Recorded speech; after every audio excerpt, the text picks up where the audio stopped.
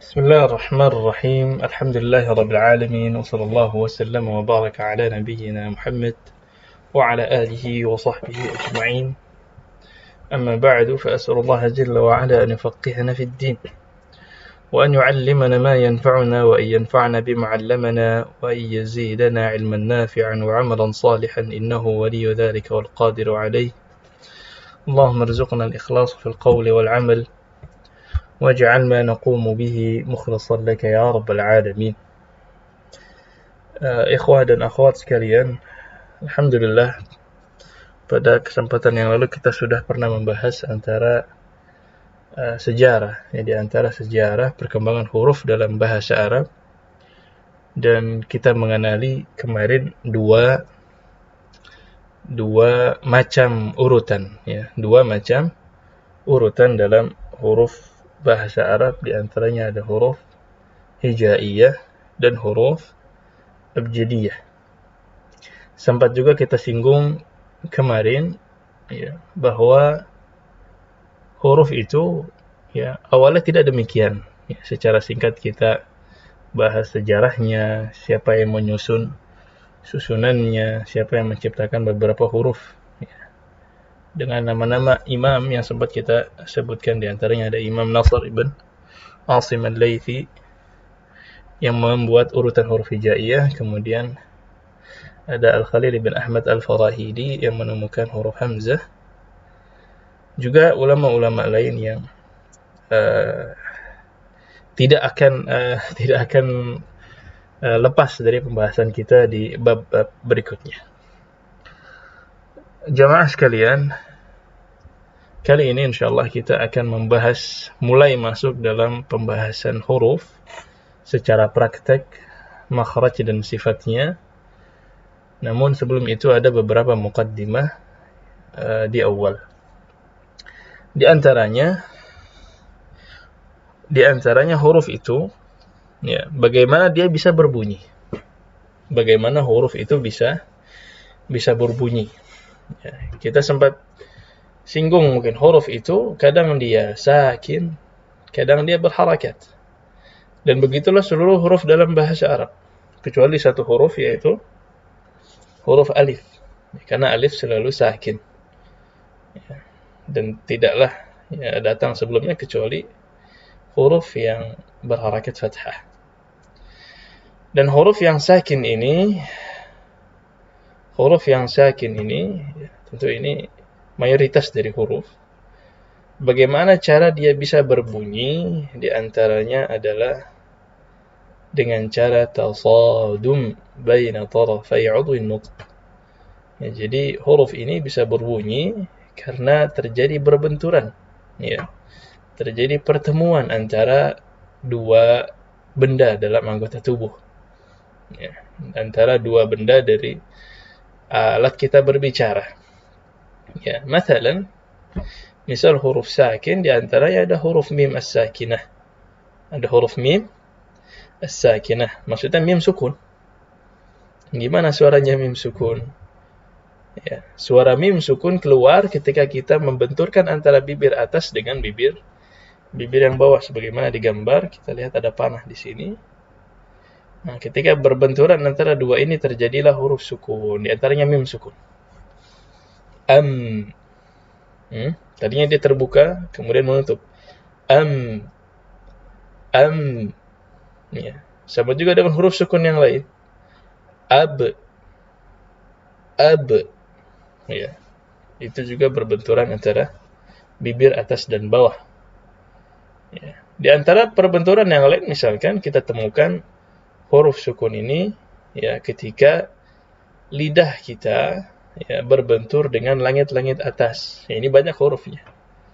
Misalkan huruf nun sakinah, an, di lidahnya ini yang berbentur dengan langit-langit. An,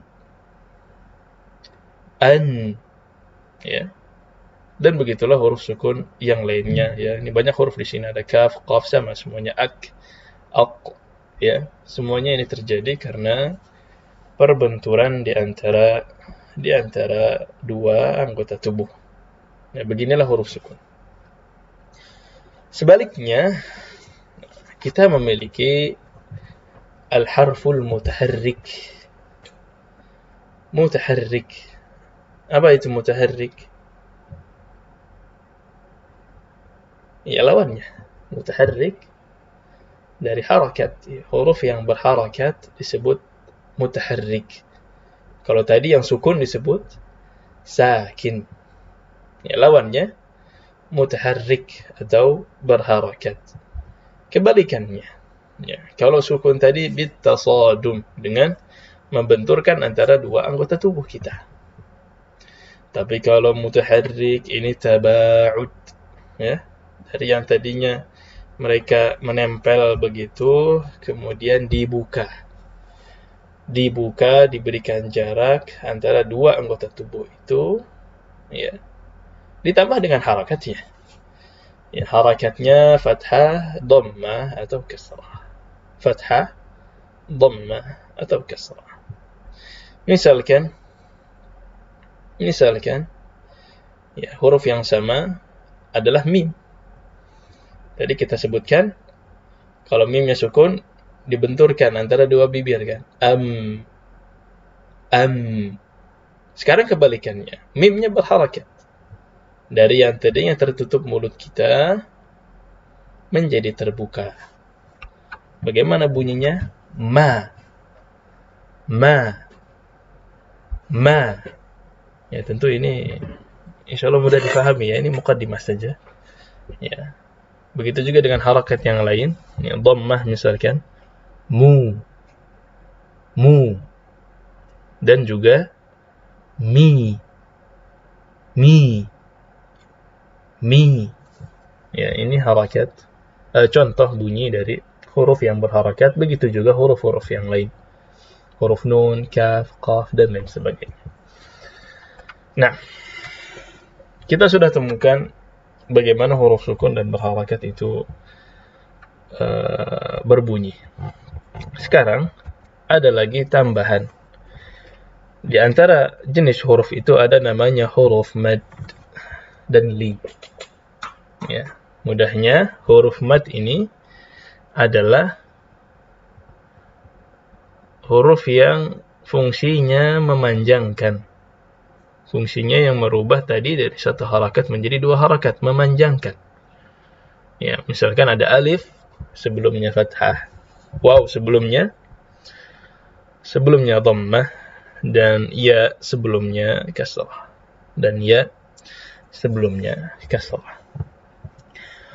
Huruf-huruf mad ini dia tidak bunyi karena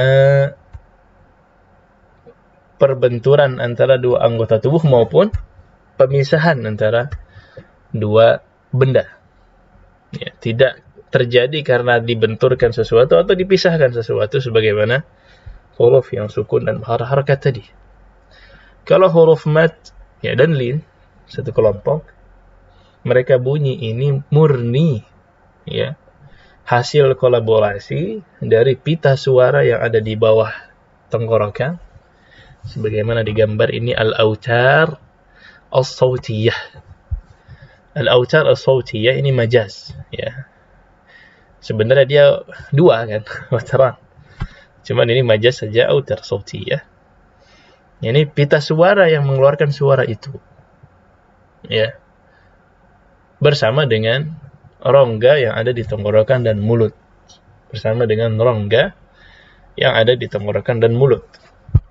Ya, ini mungkin ya kita bisa lihat di sini ada warna biru. Ini rongga tenggorokan.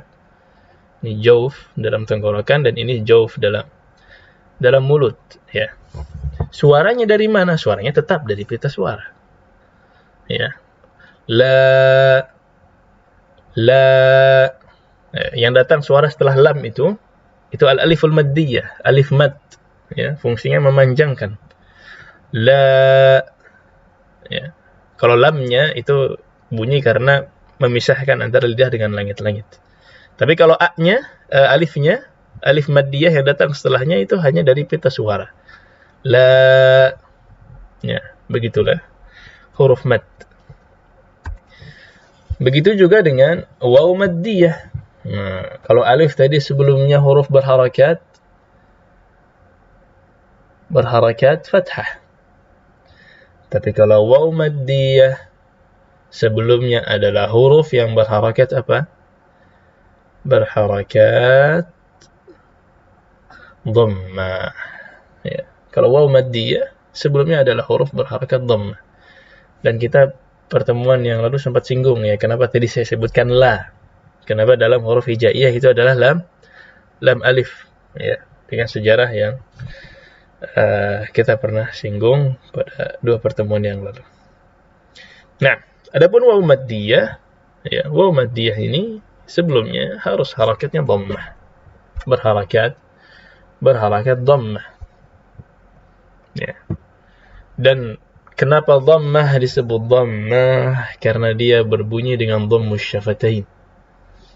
Kenapa dhammah disebut dhammah? Karena dia berbunyi dengan memanyunkan bibir kita. Ya, sebagaimana digambar ini bibir ya.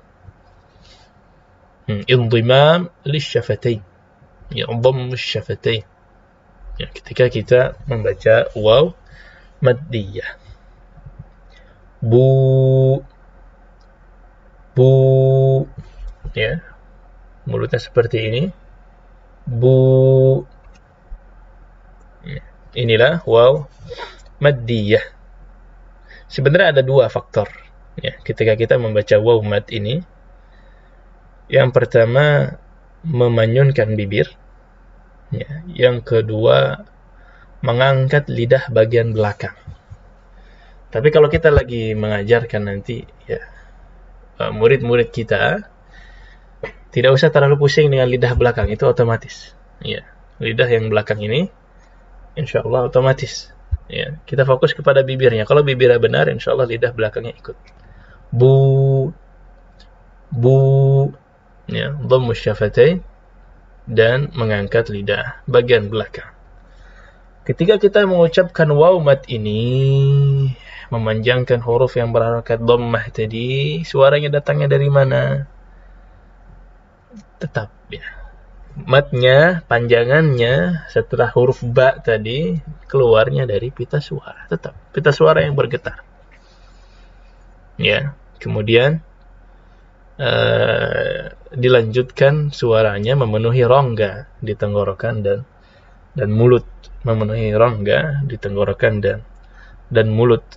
Ini saya kira ini sekaligus membahas makhraj pertama kita nanti jauf ya, membahas makhraj pertama kita nanti jauf.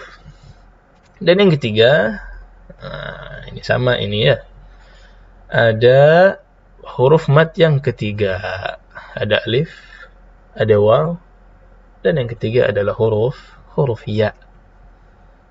Ya, bagaimana huruf ya yang maddiyah ya, yang menjadi mad ya sukun, sebelumnya huruf berharakat kasrah. Ya, bagaimana dia berbunyi? Ya sama seperti yang lain. Bunyinya dari pita suara ya, sambil membawahkan rahang kita ya, dan mengangkat lidah bagian tengah. Mengangkat lidah bagian tengah, ngangkat sedikit ya. Ya, kalau tadi yang dhammah dia yang belakang. Kalau yang kasrah ini lidah bagian tengah. Ya, misalkan bi, i, panjangan i-nya itu keluarnya dari pita suara yang kemudian nanti dia ini memenuhi rongga tenggorokan dan rongga mulut. Nah, ini muqaddimah saja ya, muqaddimah bagaimana huruf ya, dalam bahasa Arab itu bisa berbunyi. Yang pertama tadi huruf yang sukun dia keluar ketika 2 anggota tubuh bertemu ya. Kemudian kebalikannya yang berharakat dia berbunyi ketika 2 benda yang bertemu tadi terpisah, ba, ma, la, na, nah, terpisah. Kemudian ada kelompok yang tidak bertemu dan tidak terpisah. Inilah kelompok mad dan lin ya. Hanya memanjangkan suara dengan bantuan dari pita suara. Nah, itu saya kira muqaddimahnya. yang kemudian kita akan masuk kepada pembahasan sedikit apa yang bisa kita bahas dari bab makharijul huruf al-arabiyyah. Sebelumnya pembahasan tadi jelas atau ada yang mau ditanyakan dulu? Hal min soal? Wadah ya? Suara saya putus-putus tidak? Jelas Ustaz, jelas. Jelas. Sama, jelas ya. Kemudian akhirnya kita masuk ke dalam pembahasan salah satu dari pembahasan inti dari ilmu tajwid, yaitu makharijul huruf. Apa itu makharijul huruf? Tempat-tempat keluarnya huruf. Tempat keluarnya huruf. Makharij jamak dari makhraj. Makhraj artinya tempat keluarnya huruf. Tempat-tempat. Ya. Ya, jadi ini kalau diterjemahkan tempat-tempat keluarnya huruf dalam bahasa Arab. Tentu ya, pembagian ini macam-macam. Ya. Sebagian ulama membaginya dengan jumlah yang cukup banyak, sebagian membaginya secara global saja, walaupun nanti setelahnya didetailkan lagi. Kita bicara secara global, makharijul huruf itu ada 5. Kalau bicara secara global, makharijul huruf itu ada 5, yang nanti dari 5 ini kita detailkan lagi per bagiannya. Tapi kalau ada ya yang membagi secara detail, sangat-sangat detail, yang paling mendetail, maka setiap huruf memiliki makhrajnya masing-masing. Setiap huruf memiliki makhrajnya masing-masing. Itu kalau mau detail. Tapi kalau kita sedetail itu, ya nanti beberapa makhraj bedanya cuma sedikit. Ya maka untuk memudahkan, ya kita bagi secara global dulu. Ya kita bagi secara global dulu 5. Ya ada jauf. Apa jauf?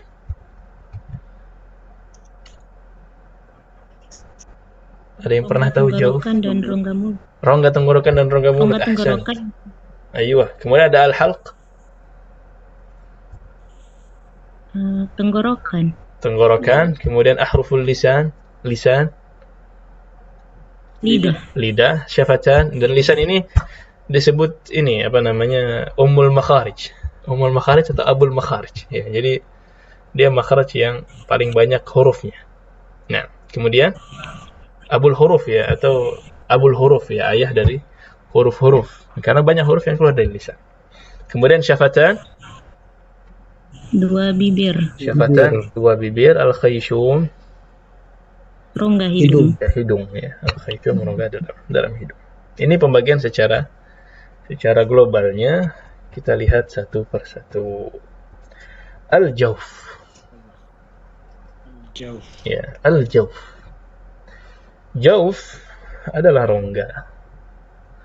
Wa yashmalu tajwiful halq ma'a tajwifil fam. Jadi kalau kita lihat gambar di sebelah kiri ini, jawf itu meliputi 2 bagian. Rongga dalam mulut yang berwarna hijau. Ya, ini mulut ya. Kemudian ya, rongga tenggorokan yang berwarna ungu ya, berwarna ungu. Ya. Jadi jawf bukan dada. Ya, mentang-mentang kayaknya nggak ada bendanya nih, jawf udah keluar dari dada. Nah, dada nggak mengeluarkan suara.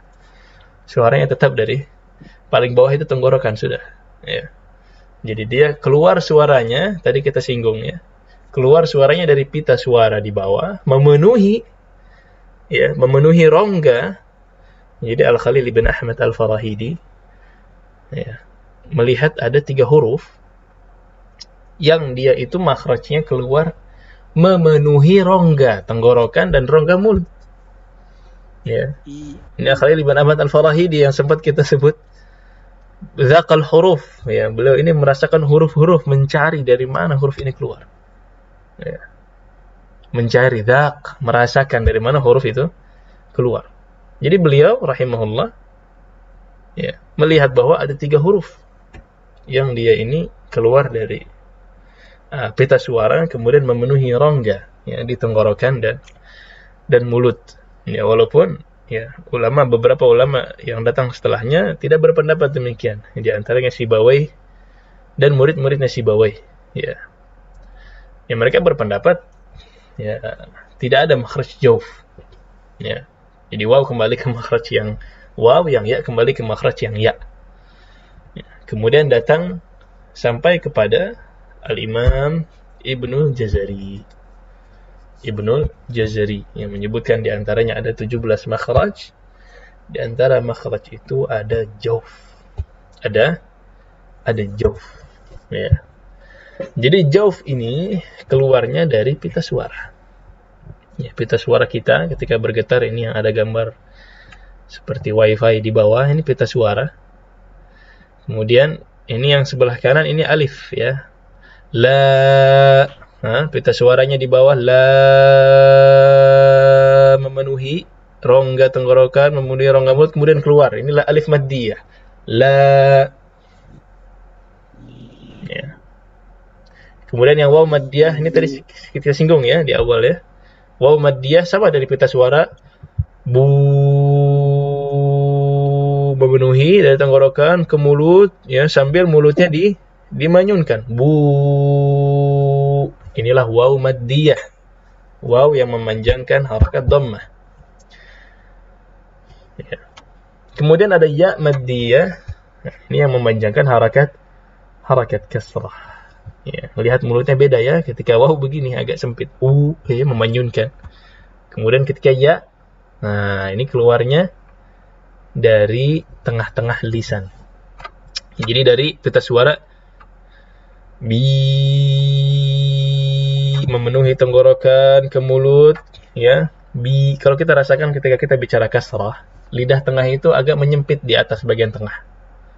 Nah, itulah yang membuat dia mengeluarkan suara i. Ya, bi. Inilah ya al-maddiyah. Ya, sebagaimana yang kita bahas tadi. Ya. Alif. Ya, ini beberapa catatan. Alif membutuhkan huruf sebelumnya. Ya, yang hurufnya harus berharakat fathah. Dan dalam urutan yang ditulis oleh Imam Nasr Al-Laythi, alif ini ditemani dengan lam. Ya, karena lam yang memiliki sejarah panjang dengan alif.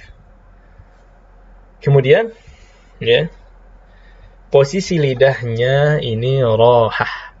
Ya, posisi lidahnya rohah. Biasa aja, nggak usah diangkat-angkat. Nggak usah diotak-atik lidahnya, biarkan istirahat. Tamam, ini alif. Kemudian yang waw maddiyah tentu ini sebelumnya adalah huruf yang berharakat dhammah. Ya, dan dhammah disebut dhammah karena dhammah syafatain, memanyunkan mulut kita. Fokus di mulut, karena nanti lidahnya walaupun belakangnya agak naik seperti ini, insyaallah otomatis. Bu, itu yang belakang insyaallah otomatis naik. Tamam? Kemudian yang ya al-maddiyah ini dengan mengangkat sedikit lidah tengah, dan syaratnya adalah huruf yang datang sebelumnya huruf berharakat kasrah. Dan inilah 3 huruf yang keluar dari jauf, dari jauf. Nah, ya wadah insyaallah ya. Baik. Berikutnya kita ada makhraj yang kedua adalah al-halq. Apa tadi al-halq? Tenggorokan. Ya. Dan ketika kita detailkan lagi, tenggorokan ini memiliki 3 bagian. 3 apa namanya? 3 macam ya. 3 bagian dari yang ada dalam tenggorokan. Tenggorokan, kalau kita lihat gambar ini yang berwarna ungu. Yang berwarna ungu. Mulai dari paling bawah adalah tempatnya pita suara. Kemudian naik sedikit ke tengah, ini ada dalam bahasa Arab namanya lisanul mizmar. Lisanul mizmar. Masih ingat pelajaran biologi nggak ini? Ini ada sesuatu di sini apa ya? Manusia itu sesuatu di sini apa namanya? Nah, TK. Trakea. Trakea. Ini kalau tidak ada ini, kita bisa sulit hidup ya, karena keselak terus. Ini katup. Ini katup yang memisahkan antara udara dan makanan. Ayo, katup apa namanya? Epiglotis. Ini katup epiglotis. Masya Allah, ternyata katup ini mengeluarkan huruf, Ustaz. Iya, mengeluarkan huruf. Kalau kita nggak belajar tajwid, kita nggak sadar mungkin. Ya. Kalau kita rasakan ketika menelan ludah, misalkan, ya sekarang misalkan kita telan ludah, kita merasakan ada yang bergerak. Kemudian ketika kita bicara huruf ain dan ha, itu ada gerakan yang sama di tempat yang sama. Ya, karena itu adalah katup. Ya, epiglotis. Nanti kita bahas. Kemudian sampai paling atas, bagian yang biru ini sampai kepada langit-langit bagian belakang dan belakang dari lidah. Ya, jadi dari sini sampai ke ya, belakang lidah, ini bagian yang lembek. Nanti kita bahas di tempatnya. Yang pertama ada aqsal halq, aqsa paling jauh, paling bawah. Aqsal halq mantiqatul awtari sawtiyah. Aqsal halq ini, tenggorokan yang paling bawah ini adalah tempatnya pita suara. Makanya kalau kita lihat gambar di bawah, ini gambar pita suara semua ini. Ya, gambar pita suara. Dua huruf yang keluar dari makhraj ini adalah huruf hamzah dan huruf ha. Huruf hamzah dan huruf al-ha, ya, ha yang tebal. Ha yang tebal. Ya. Kita coba hamzah dulu. Ya, ini kita lihat gambar yang paling kanan. Ini kenapa dia tertutup? Karena ketika tertutup ini, kita tadi bahas di awal ya. Ketika tertutup, bertabrakan antara dua benda, ini berarti harakat huruf. Ini berarti tempat keluarnya huruf yang sukun. Jadi pita suara ini tertutup kalau kita baca hamzah yang sukun. Ya. Coba ikuti setelah saya. Ba. Pakai hamzah di belakang. Ba. Ba. Paksakan lagi. Ba. Ba. Nah, itu bisa ditambahin nggak? Ba. Masih bisa nggak tuh? Masih bisa bunyi lagi nggak setelahnya? Ba. Ba. Nggak bisa kan? Mentok kan? Ba. Ya, itulah hamzah sukun. Kenapa dia mentok? Karena pita suara kita berhenti. Dia nutup sudah. Ya, dia menutup, pita suara kita menutup, sudah tidak bisa bunyi lagi, Ba. Aduh, nggak keluar lagi kan? Nah, ini karena pita suara di bawahnya sukun, dia menutup. Ya, jadi hamzah sukun keluar karena menutup antara pita suara kiri dan kanan. Nah, dan pita suara ini penting sekali ya. Pita suara ini memang benar-benar suara kita keluar dari tempat ini. Saya ada kawan di Riyadh sini. Waktu Covid kemarin, qadarullah terkena Covid dengan keadaan yang cukup parah. Kemudian dipasangkan ventilator ya. Yang alat dimasukkan ke dalam tenggorokan itu. Dan qadarullah enggak tahu gimana ceritanya, ketika masang atau ketika dicabut itu menyenggol pita suara. Menyenggol pita suara. Jadi benar-benar enggak bisa bersuara. Betul-betul tidak bisa bersuara. Ya, kalau kita lihat gambar yang sampingnya, ini hamzah yang berharakat. Ya, hamzah yang berharakat. Ya, hamzah yang berharakat ini dia keluar karena berbunyi karena pita suara kita bergetar-getar gitu. Ya, terbuka dan bergetar-getar, kebalikan dari sebelumnya. Ya, coba ikuti setelah saya. Ba. Afwan, hamzah ya. Afwan, hamzah. A.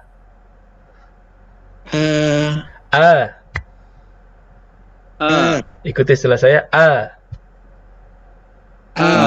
Jadi bagaimana hamzah ini berbunyi? A ini berbunyi karena yang tadinya menutup sekarang terbuka dan bergetar.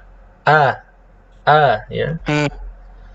Nah, teman saya ini qadarullah, beliau tersenggol pita suaranya sehingga tidak bisa bergetar pita suara ini. Ya, jadi ketika di kasur itu di rumah sakit, tapi nggak bisa bersuara, benar-benar cuma bunyi angin saja. Ya, sestar, gitu ya, suara-suara angin lah. Nah, ini pentingnya pita suara. Ya, pita suara ternyata memiliki faktor yang penting ya, dalam komunikasi, termasuk dalam ibadah ke depannya. Ya, maka kita perlu bersyukur, ya, patut bersyukur tidak hanya dengan organ-organ yang jelas kita miliki, tangan, kaki, termasuk yang di dalam-dalam juga, ya, yang memiliki fungsi yang sangat penting. Ya, jadi Hamzah tadi ketika Hamzah itu sukun, ya, maka dia menutup si pita suara, ya, berhenti dia. Tapi kalau a, nah ini dari yang tadinya tertutup menjadi membuka lebar. Nah, dan huruf yang kedua di tempat ini ada huruf ha. Huruf ha, ya. Bagaimana suara huruf ha?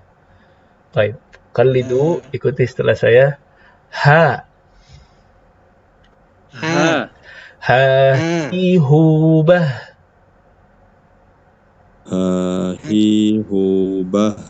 Hahihubah. Hahihubah. Ya, jadi hak dari mana keluarnya? Pangkal tenggorokan. Sama-sama dari pita suara. Ya, dari tenggorokan bawah. Ini tepatnya di pita suara. Ya, jadi dia ketika bicara ha, pita suara kita itu terbuka tapi sebagian. Terbuka tapi sebagian. Ya, karena sebagian kesalahan ketika orang bicara ha itu terlalu terbuka. Terlalu terbuka, dan ini yang bikin boros. Kalau kita lagi baca Quran nggak bisa nafas panjang, bisa jadi haknya terlalu terbuka tuh, anginnya langsung pergi. Ya, langsung haknya langsung habis anginnya. Ya. Gitu langsung hilang gitu, ya. Apalagi berat-berat di dada, enggak perlu berat-berat di dada, ya. Enggak. Ha biasa saja. Ha, ya, dari pita suara kita yang ada di bawah. Baik. Jadi di aqsal halq, tenggorokan bagian bawah, ada huruf apa saja?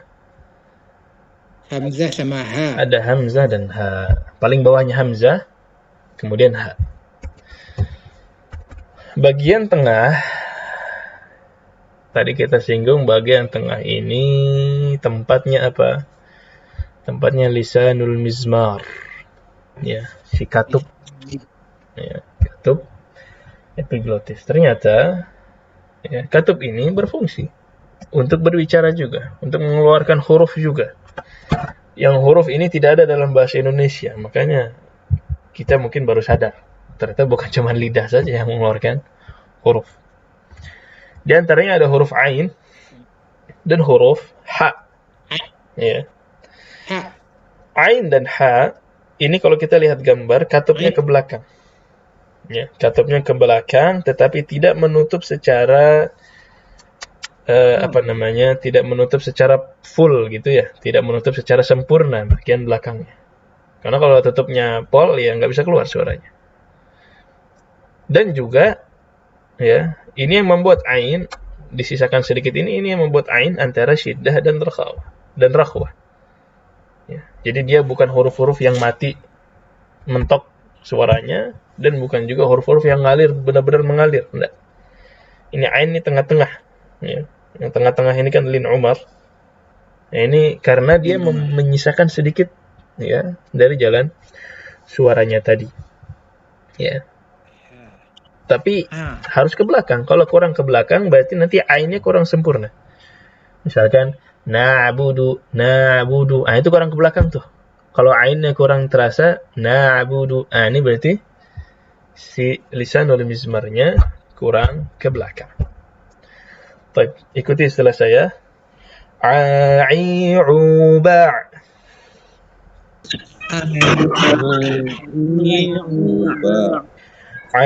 A'i'uba'.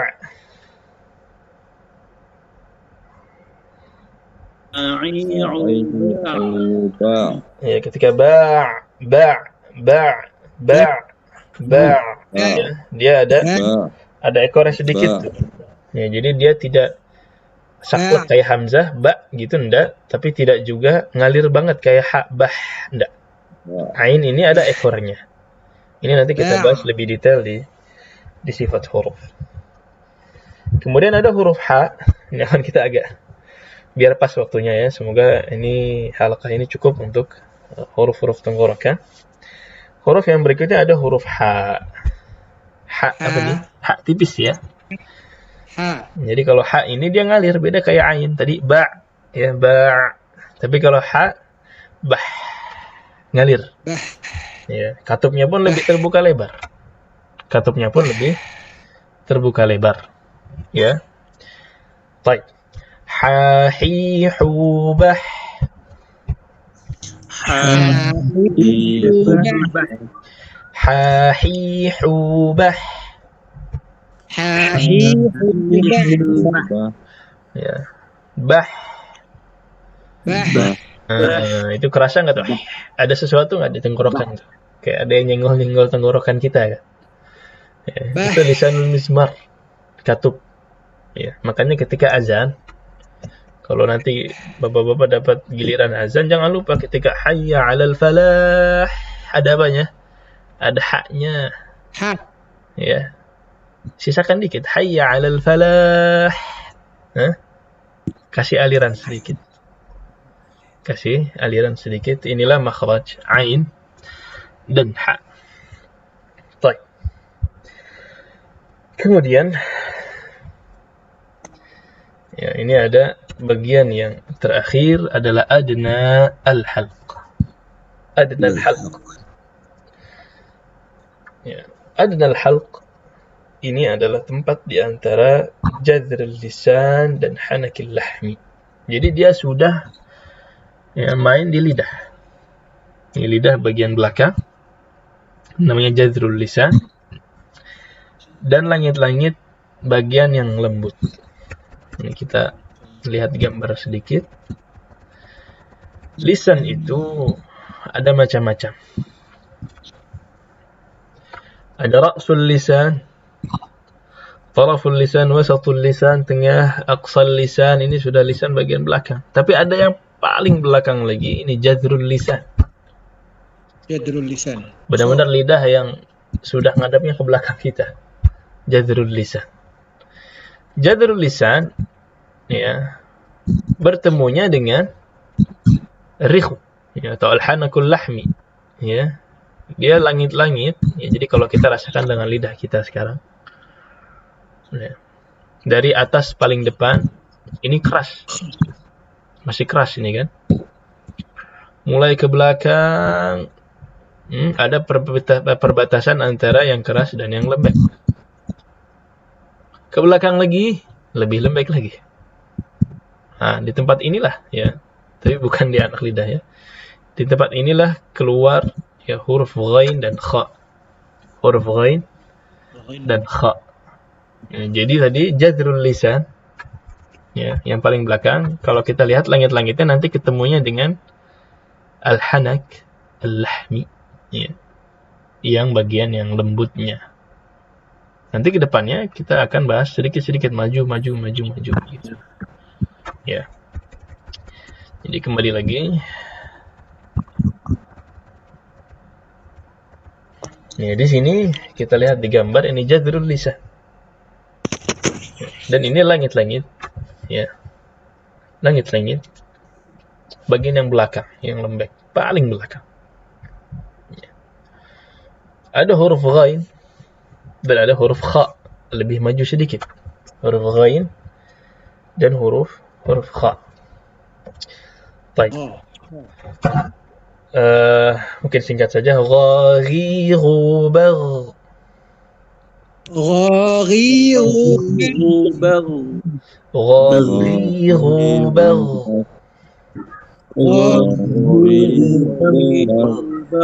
Kemudian khakhihu bagh.